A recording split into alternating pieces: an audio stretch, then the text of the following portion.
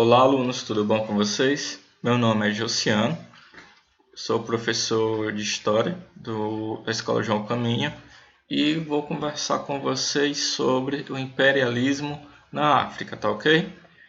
Esse marca-texto vai ajudar vocês a perceber os principais pontos que envolvem essa questão do imperialismo. Aí vocês ficam um pouquinho aí de olho, que isso vai ser um subsídio extra para vocês construírem as atividades de vocês. Temos que levar em consideração uma coisa sobre o imperialismo africano. Qual? Foram os europeus que dominaram todo o continente africano a fim de explorar os recursos naturais coexistentes naqueles continentes, tá certo? De primeira, os europeus eles se restringiram especificamente a explorar o litoral africano. Isso a partir de 1880. Lógico que no decorrer desse período, eles passam a avançar de uma forma mais específica para o interior africano, a fim de adquirir matérias-primas necessárias para a produção industrial. Além dessas matérias-primas servirem para esse contexto de industrialização europeia, como por exemplo na Inglaterra, que acontecia lá, o desenrolar, o desencadear da segunda revolução industrial, esses europeus que dominavam esse interior africano também estavam em busca de lugares para construir ferrovias e lugares que seriam necessários para eles conseguirem fornecer empréstimos a juros para outras nações que precisavam dessas matérias-primas naturais que existiam somente na África. Essas potências, elas também partiam das feitorias do litoral. Em qual sentido?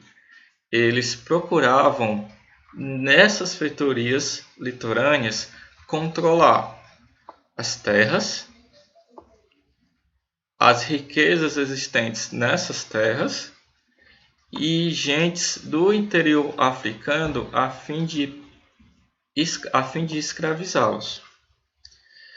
Através de ataques e através de uma pressão diplomática gigantesca, essas terras que foram conquistadas, elas foram transformadas em colônias, protetorados, domínios ou até mesmo em áreas de influência europeia, com um único objetivo: explorar a matéria-prima natural existente em toda a África. Aqui nós vamos ver um exemplo desse contexto de domínio diplomático forçado, que são os franceses, onde eles dominaram e exploraram todo um contexto de recursos naturais que a África tinha. Nesse caso, os franceses estavam em locais onde hoje é a Argélia, e lá eles cultivavam oliveira, vinha, trigo, aveia e frutas que eram destinadas à exportação. Lembre que a exportação ela ficava mais fácil para os europeus porque, de início, como eu falei antes, eles começaram explorando o litoral africano. E isso fez com que os seus postos de concentração ficassem mais fáceis para levar todo o material, toda a matéria-prima até os navios, que por sua vez levariam, né, até a Europa. É só observar a imagem, né, colonos argelinos trabalhando, aqui ó, enquanto os exploradores estão aqui de olho em seus serviços. A gente tem que lembrar também que essa mesma pressão diplomática fez com que a França conseguisse convencer o Congresso argelino a praticar leis, a criar leis que de alguma forma beneficiassem os exploradores europeus. Então, assim, por exemplo, eu vou ter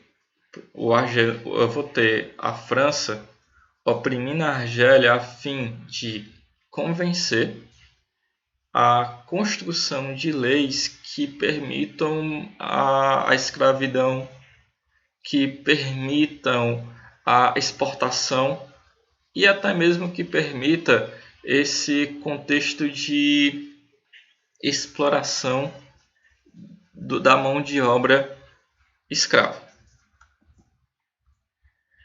Além de ter, por exemplo, os argelinos, eu também tenho os belgas, que dominaram especificamente a bacia do rio Congo.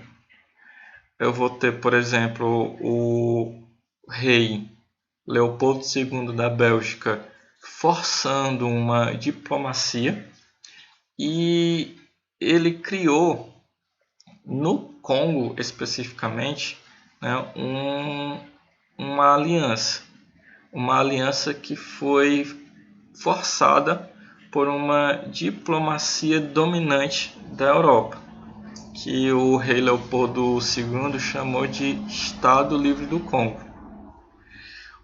Esse mesmo rei, ele explorou uma riqueza inconstante, quase incalculável, de borracha e marfim, certo?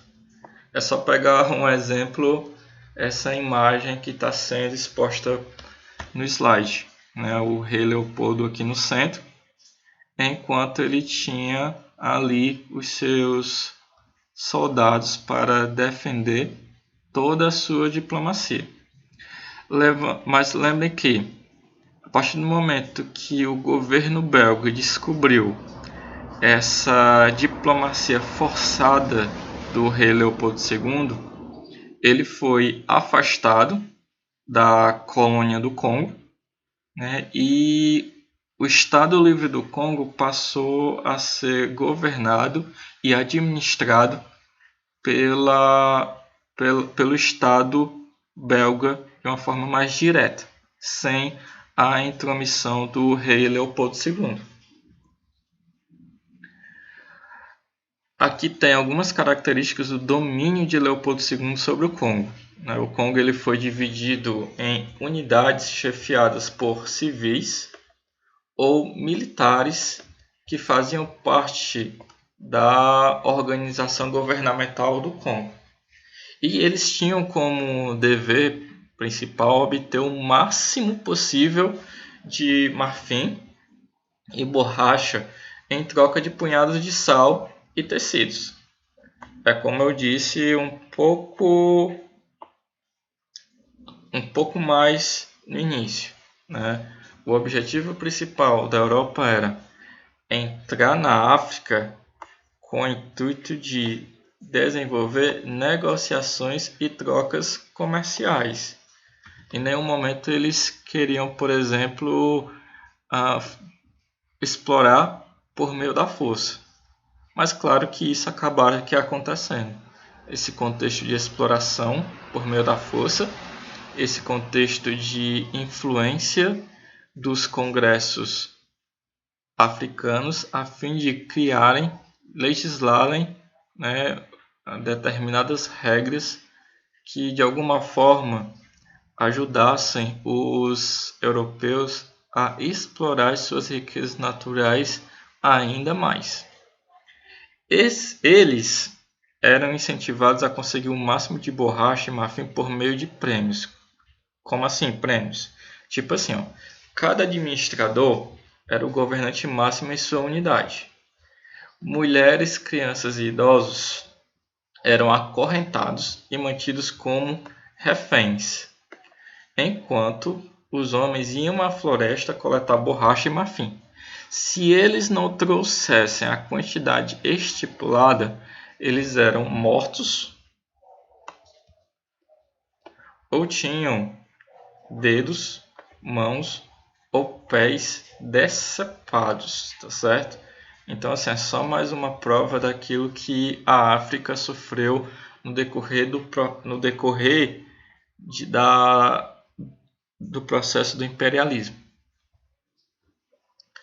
Aqui os britânicos na África também, que tiveram uma força gigantesca nesse processo de dominação, leva em consideração que nesse período do imperialismo na África, o Sudão ele era dominado pelos egípcios, mas também passou, né, ao domínio inglês. Como assim? Né? Eles começaram a dominar juntos? Não. Os egípcios eles foram forçados a se retirar do Sudão por causa das dívidas exorbitantes que o seu país tinha para com a Inglaterra. Os sudaneses de religião muçulmana, eles ainda reagiram aos ingleses, travando com eles a chamada Guerra Santa. Esses sudaneses, eles retiraram pelas armas e chegaram a retomar Khartoum, a capital do país, né? Mas depois eles foram derrotados graças à superioridade bélica dos britânicos. Como assim? É só pegar o exemplo da figura. A figura você vai perceber uma pessoa de cartola no centro do continente africano e ele vai colocar as mãos em vários países. Aqui significa que antes dos ingleses buscarem a dominação, a sua dominação na África, travando a Guerra Santa, eles já tinham dominado vários outros países. E isso fez com que a sua superioridade militar e econômica se sobressaísse sobre esses sudaneses de religião muçulmana que reagiram ao seu processo de dominação. Tá ok?